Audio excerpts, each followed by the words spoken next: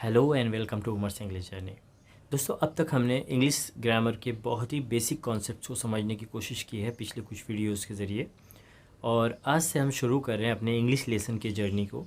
वैसे तो ये बहुत ही बेसिक, ये बिल्कुल शुरुआत है, लेकिन बहुत ही इम्पॉर्टेंट टॉपिक है क्योंकि ये इंग्लिश में बहुत वाइडली इस्तेमाल किया जाता है और हम बहुत ज़्यादा इस्तेमाल करते हैं इसका।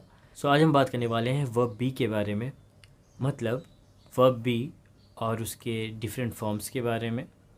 दूसरा, उनको कहाँ इस्तेमाल करना है। तीसरा, अलग अलग तरह के सेंटेंसेस में कैसे इसे इस्तेमाल करें। और चौथा, इनका शॉर्ट फॉर्म। वैसे वर्ब बी का इस्तेमाल ख़ास करके 3 जगहों में होता है। एक होता है टेंस में, दूसरा होता है वॉइस में, और तीसरा होता है एज अ मेन वर्ब। तो आज डिस्कस करने वाले हैं कि वर्ब बी को एज अ मेन वर्ब हम कैसे ट्रीट करते हैं। इसे हम इस तरह से देख सकते हैं, जैसे मान लो कोई नदी है, ये एक नदी है और इसका मेन वाटर का सोर्स जो है, मेन जो सोर्स है पानी का, वो एक ही है, एक ही नदी बह रही है। अब आगे जाकर इसके अलग अलग ट्रिब्यूटरीज निकल रहे हैं, तो हम कह सकते हैं कि इज़, एम, आर, वॉज, वर, ये सभी इस वर्ब बी के ही शाख हैं। इनका मतलब भी बिल्कुल सेम होता है। सबसे पहले हम इसको 2 हिस्से में बांट देते हैं कि इज़, एम और आर ये प्रेजेंट में लगते हैं, और वॉज या वर ये पास्ट टेंस में इस्तेमाल होता है। तो हम यहाँ देख सकते हैं कि अलग अलग सब्जेक्ट के साथ अलग अलग वर्ब बी के फॉर्म्स का इस्तेमाल किया जाता है। जैसे आई के साथ लगता है एम, प्रेजेंट टेंस में एम लगता है, और पास्ट टेंस में वॉज। अगर हम ही, शी, इट या किसी के नाम के बारे में अगर देखें तो इसके साथ इज़ का इस्तेमाल होता है, और अगर पास्ट टेंस में हो तो वॉज का इस्तेमाल किया जाता है। और वी, यू और दे, इन 3 सब्जेक्ट के केस में आर लगता है प्रेजेंट में, और वर पास्ट टेंस में। तो यहाँ पर एक जो बात याद रखने वाली है, हम यहाँ पर मिस्टेक नहीं कर सकते कि हम आई के साथ कहीं इज़ लगा दें, या ही, शी, इट या किसी के नाम के साथ एम लगा दें या आर लगा दें। तो इसका ख्याल हमें रखना है। तो अब देखो, हम वर्ब बी का इस्तेमाल कहाँ करते हैं।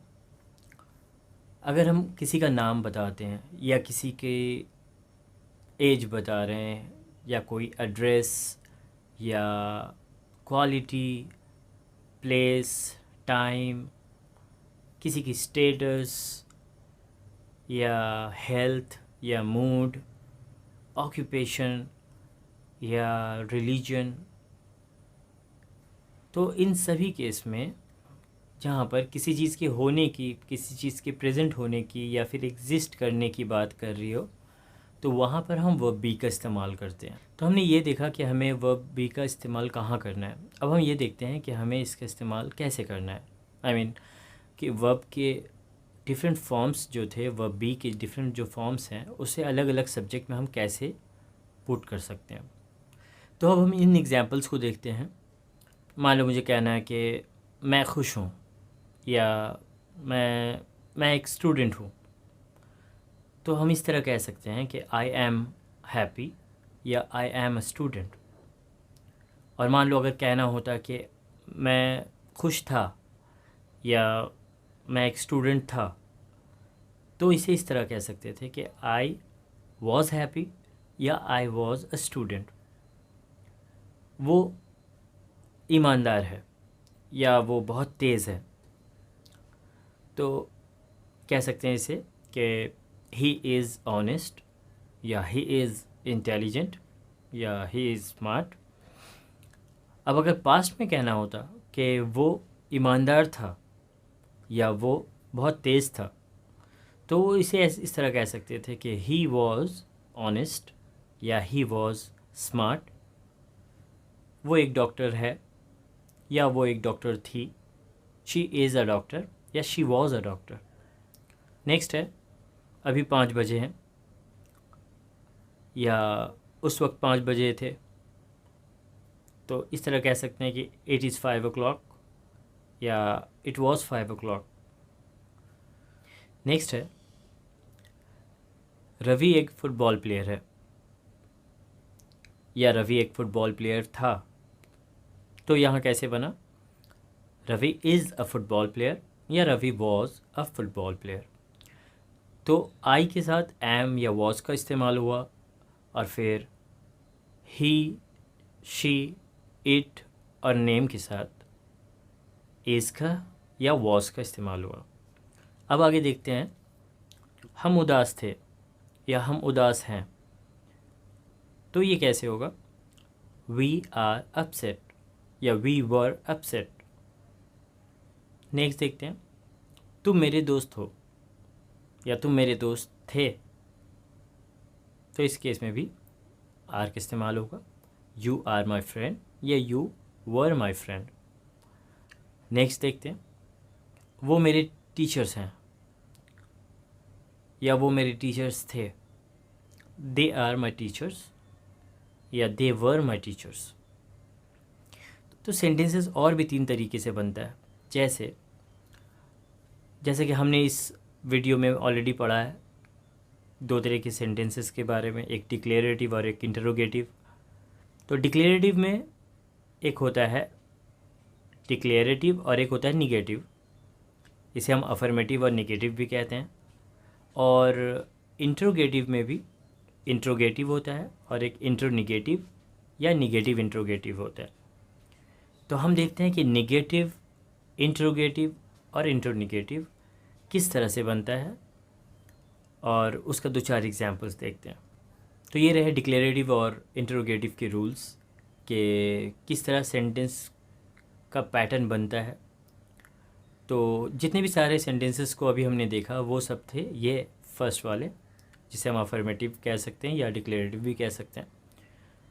तो इसका मेन पैटर्न क्या था, सब्जेक्ट, फिर उसके बाद वर्ब, वर्ब बी, और उसके बाद कॉम्प्लीमेंट। जैसे मैंने कहा मैं खुश हूँ, आई एम हैप्पी, तो आई हुआ सब्जेक्ट, एम हुआ वर्ब बी और कॉम्प्लीमेंट हुआ हैप्पी। तो इसी तरह से ये सारे सेंटेंसेस बने थे। अब हम देखते हैं अगला सेंटेंस, निगेटिव सेंटेंस कैसे बनता है। तो इसमें कुछ नहीं करना होता, सिंपली जैसे सब्जेक्ट, वर्ब और कॉम्प्लीमेंट है, तो वर्ब के बाद सिर्फ नॉट पुट करना होता है। तो सब्जेक्ट, वर्ब, नॉट और फिर कॉम्प्लीमेंट। तो मान लो अगर कहना हुआ कि मैं खुश नहीं हूँ, तो आई एम नॉट हैप्पी।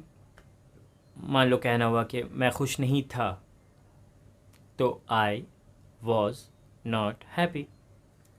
तो इसी तरह से ये सारे सेंटेंसेस भी बन जाएंगे। अब हम नेक्स्ट देखते हैं कि इंटरोगेटिव सेंटेंस कैसे बनता है। तो इसमें भी सिंपली आपको सब्जेक्ट से पहले सिर्फ वर्ब को ले आना होता है। मतलब इसका पैटर्न ऐसे होगा कि verb be, then subject, then complement, then question mark. मान लो अगर ऐसे कहते हैं कि क्या मैं खुश हूँ, तो एम आई हैप्पी। अब ऐसे ही इंट्रोनिगेटिव सेंटेंस या निगेटिव इंट्रोगेटिव सेंटेंस अगर बनाना हुआ, तो क्या करना है, वहाँ पे वर्ब बी, उसके बाद सब्जेक्ट, फिर नॉट और फिर कॉम्प्लीमेंट, देन क्वेश्चन मार्क। तो अब यहाँ कहना हुआ अगर कि क्या मैं खुश नहीं हूँ, तो हम इसे कह सकते हैं कि एम आई नॉट हैप्पी। सो अब हम आते हैं अपने अगले स्टेप में, जो है देयर शॉर्ट फॉर्म्स। तो जैसे आई के साथ एम का इस्तेमाल होता है, तो हम कहते हैं आई एम। तो यहाँ पे हम कहेंगे आई एम। ही के साथ इज़ लगाते हैं अगर, तो हम कहते हैं ही इज़। तो यहाँ पे हम कह सकते हैं he is, she is, she's, it is, its, we are, where, you are, your, they are, their। इसी तरह अगर निगेटिव सेंटेंस हो तो हम इस तरह कहेंगे I am not, I am not, he is not, he is not. या इसे हम इस तरह भी कह सकते हैं he isn't, she is not, she is not, या she isn't, it is not, it's not, या इट इज़न्ट। अगर पास्ट में हुआ तो हम इस तरह कह सकते हैं आई वॉज नॉट, या I wasn't, he was not, he wasn't, या शी वॉजंट, या it wasn't, we are not, we're not, या we aren't। अगर पास्ट में हुआ तो we were not, या we weren't,